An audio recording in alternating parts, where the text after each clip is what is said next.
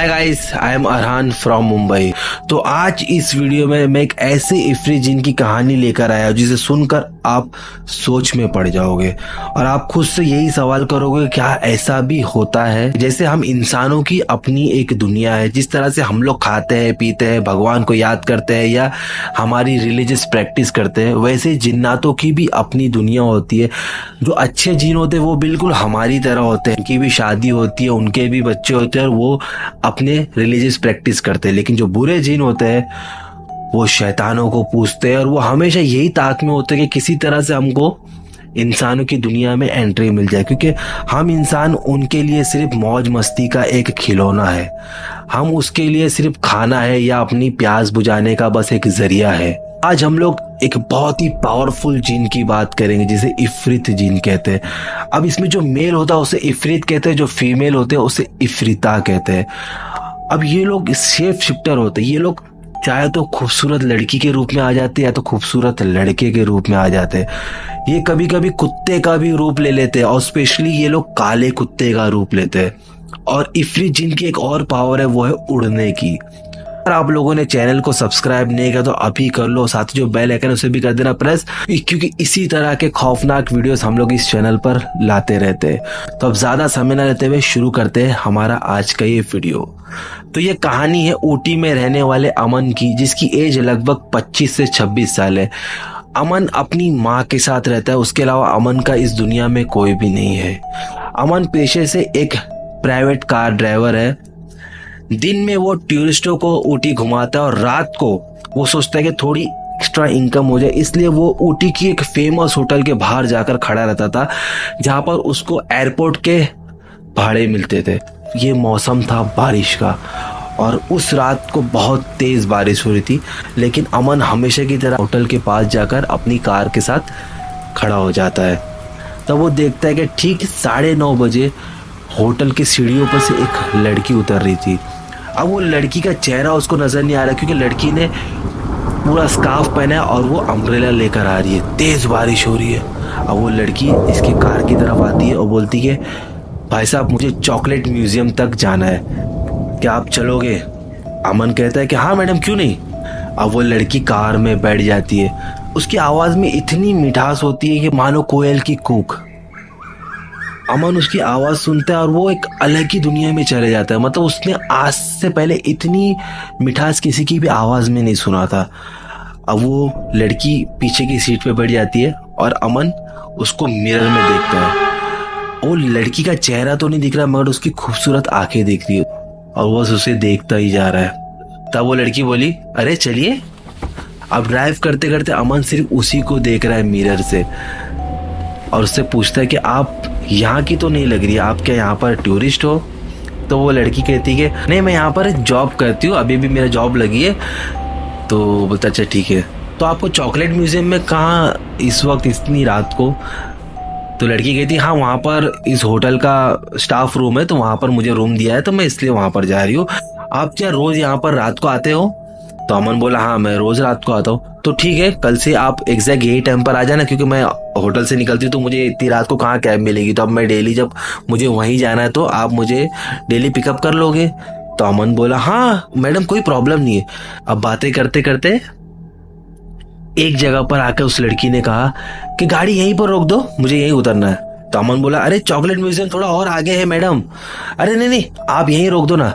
अब वो लड़की उतरती है। अब वो जहां पर उतरी है वहां पर चॉकलेट म्यूजियम तो नहीं था, बल्कि एक जंगल था। तो अमन बोला अरे ये तो जंगल है, और जो स्टाफ रूम है वो इस जंगल से अंदर की तरफ जाएंगे तो आ जाता है। अच्छा ठीक है। अब बस वो लड़की गाड़ी से उतरी है, वो जैसे ही उस झाड़ियों के पास गई वहां से वो लड़की गायब हो गई। अमन के आंखों के सामने वो लड़की इतनी तेजी से चले गई कि अमन सोचा कि यार ये लड़की है क्या कोई रॉकेट। अब वो अपने घर पर चला गया। अब अगली सुबह वो टूरिस्ट को तो घुमा रहा है, लेकिन उसके जहन में बस वही लड़की थी।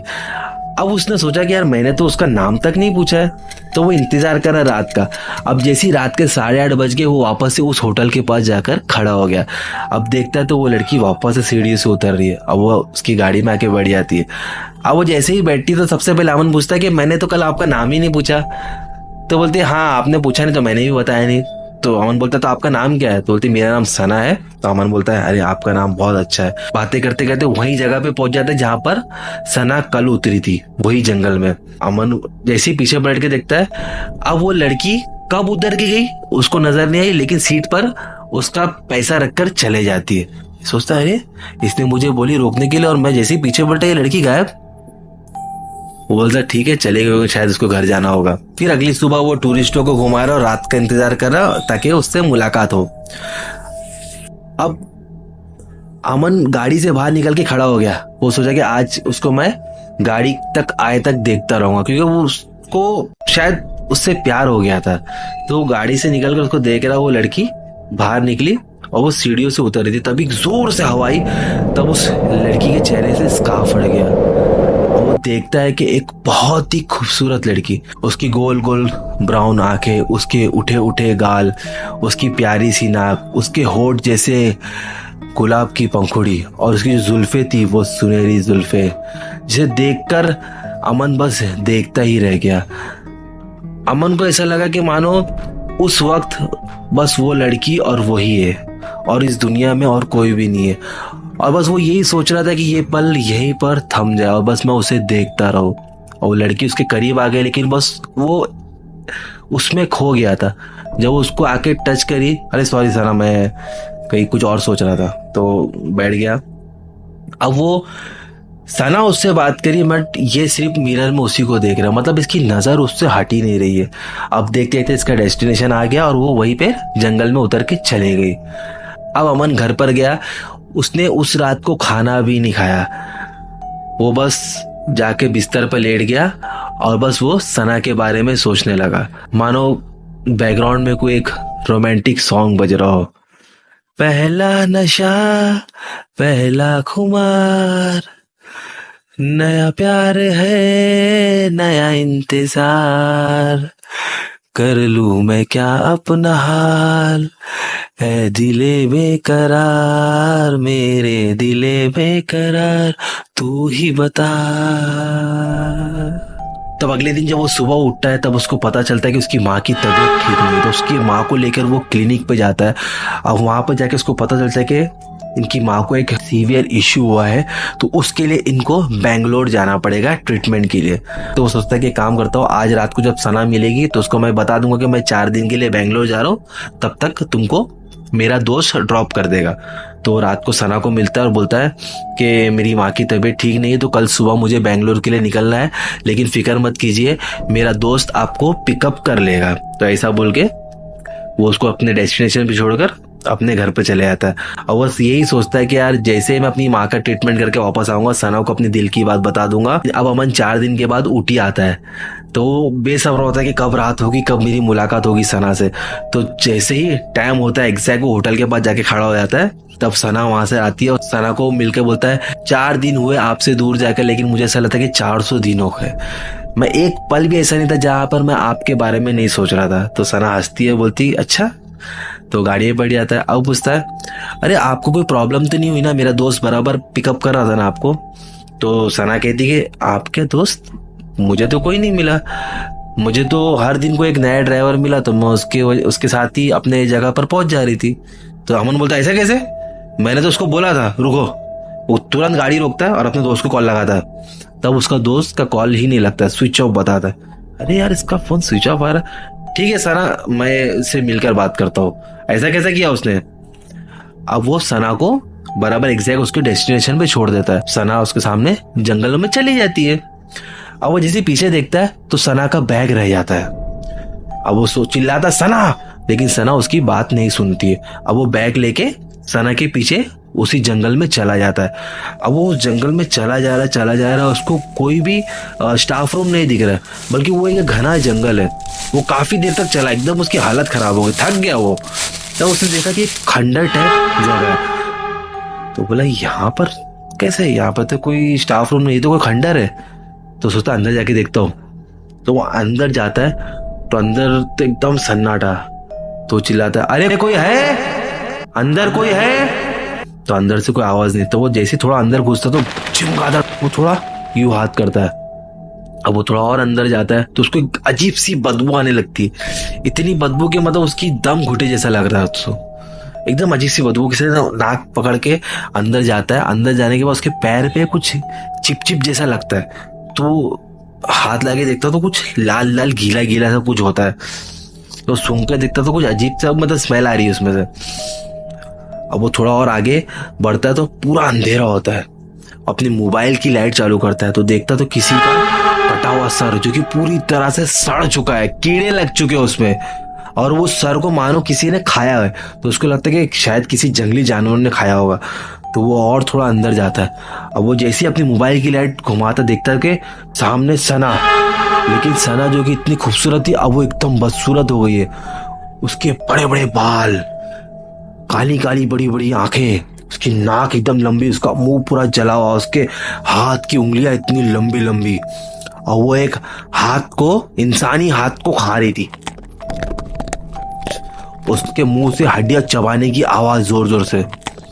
और वो सना नहीं बल्कि वो एक इफरित जिन के इसमें बदल गई थी। और वो अमन के सामने जोर से जम मारी और खिड़की पे बैठ के वहां से काला धुआं बन के गायब। अमन देखकर वहीं पे बेहोश हो गया। अब दूसरे दिन सुबह जब अमन उठा तो वो अपनी गाड़ी में ही बैठा हुआ था। जैसे उसने आंख खोला देखा तो अरे मैं गाड़ी में। वो देखता कि उसके बॉडी में खून लगा हुआ रहता है और जिस्म में ना किसी के नाखून के निशान भी होते हैं। अब वो दौड़ के जंगल में जाता तो अब उसको वहां पर कोई भी खंडर या कुछ भी नहीं दिखता है। वो सना सना सना करके पुकारता है लेकिन कोई नहीं वहां पर। अब वो सोचता है कि सना कहाँ गई, रात को मैं देखा वो सना थी या कोई और। मतलब उसका दिल पूरा टूटे, डर भी जाता है, उसका दिल भी टूट जाता है कि यार ये कौन थी। अब वो सोचता है कि मुझे रात का इंतजार करना पड़ेगा। वो चाहता था होटल में जा सकता था, पर वो होटल में नहीं जाता है क्योंकि उसको ऐसा लगता है कि नहीं, मुझे सना जो टाइम पे मिलती है मैं उसी टाइम पे उसका इंतजार करूँ। तो वो होटल के बाहर खड़ा रहता है। लेकिन आज सना नहीं आती है। 1 घंटा हो गया, 2 घंटा हो गया, 3 घंटा हो गया, सना नहीं आई। तो वो वापस घर पर चला जाता है। अब अगले दिन सुबह वो सोचता है कि नहीं, होटल जाके पूछता हो कि ये काम पे आई है कि नहीं। तो होटल जाके जब पूछता है तो सना नाम की लड़की कोई वहां पर काम ही नहीं करती है। वो बोलता है ऐसे कैसे, सना तो यही काम करती है, मैं पिछले उसको 1 हफ्ते से डेली पिकअप एंड ड्रॉप कर रहा हूँ, हो ही नहीं सकता है। उसने मुझे कहा है कि वो यही काम करती है। तो वहां के लोगों ने बोला नहीं, सना नाम की कोई यहाँ पे लड़की काम नहीं करती है। तब उसके पहचाना हुआ लड़का उसी होटल में काम करता है। तो उससे पूछता है यार यहाँ पर सना नाम की कोई लड़की काम करती है। तो बोलता नहीं यार, यहाँ पे तो कोई नहीं करती। यार मुझे सीसीटीवी कैमरा दिखा दे जो आपके होटल के बाहर है, क्योंकि मैं रोज डेली उसको तुम्हारे होटल के बाहर से ही पिक करता हूँ। सीसीटीवी फुटेज में तो आया होगा। तो जब सीसीटीवी फुटेज चेक करते हैं तो डेली अमन नजर आता है मगर सना नजर नहीं आती। और अमन किसी से तो बात करता है लेकिन सामने कोई नहीं होता है। और वो डेली दरवाजा खुलता है, वो लड़की बैठती है लेकिन सीसीटीवी फुटेज में नहीं आ रही है, दरवाजा बंद होता है और अमन गाड़ी लेके चले आता है। और एक दिन अमन का दोस्त भी आया होता है पिक करने उस लड़की को, और उसको भी वो लड़की दिखती है, वो गाड़ी में बैठती है लेकिन सीसीटीवी फुटेज में वो लड़की नहीं आई है। सोचता है ये क्या है। अब वो हैरान, अब वो वापस से जाता है उसी जंगल में, और उस जंगल में ढूंढता तो उसको कोई खंडर नहीं मिलता है। अब वो पागल हो जाता है उसके लिए, क्योंकि उसको सना से बेइंतहा मोहब्बत हो गई थी। बस वो हर वक्त सना के बारे में ही सोचता है। साथ साथ ये भी सोचता है कि यार सना इतनी डरावनी कैसे लग रही थी, मतलब मानो वो इंसान नहीं, वो कोई चुड़ैल हो। वो इतना उसके प्यार में पागल हो जाता है कि वो खाना पीना सब छोड़ देता है और बस वो डेली रात को होटल के बाहर खड़े हो जाता है। सोचता है कि आज वो सना मुझे दिखेगी, आज प्यार का इजहार करूंगा। लेकिन एक दिन जब वो गाड़ी में बैठा रहता है तब वो पीछे पलट के देखता है तो उसकी सीट पर एक लेटर मिलता है, जिस लेटर पर लिखा रहता है मुझे भूल जाओ, मैं इस दुनिया की नहीं हूं, मैं इफरित जिन हूं। बस वो ये पढ़ता है और वो लेटर उसके सामने जल जाता है और अमन वहां पर बस बैठा रह जाता है। आज भी अमन सना को भूल नहीं पाया। उसकी एक झलक के लिए वो आज भी दीवाना है। वो आज भी उस होटल के बाहर खड़ा रहता है यही इंतजार में कि सना से मिलने जरूर आएगी। लेकिन सना एक इफरित जिन थी। उसका मकसद क्या था इस दुनिया में आने का ये तो अमन को भी नहीं पता, लेकिन उसने कभी भी अमन को तकलीफ ही नहीं पहुंचा या कभी उसको अमन को एहसास ही नहीं हुआ कि वो एक इफरित जिन है। अब यहां पर सवाल आता है कि अमन के दोस्त को किसने मारा। तो ऐसा हो सकता है कि शायद अमन के दोस्त ने सना को देखा और सना की खूबसूरती उसको इतनी अच्छी लगी कि वो सोचा कि अकेली लड़की है, जंगल में उतरी तो उसका मैं फायदा उठाऊं।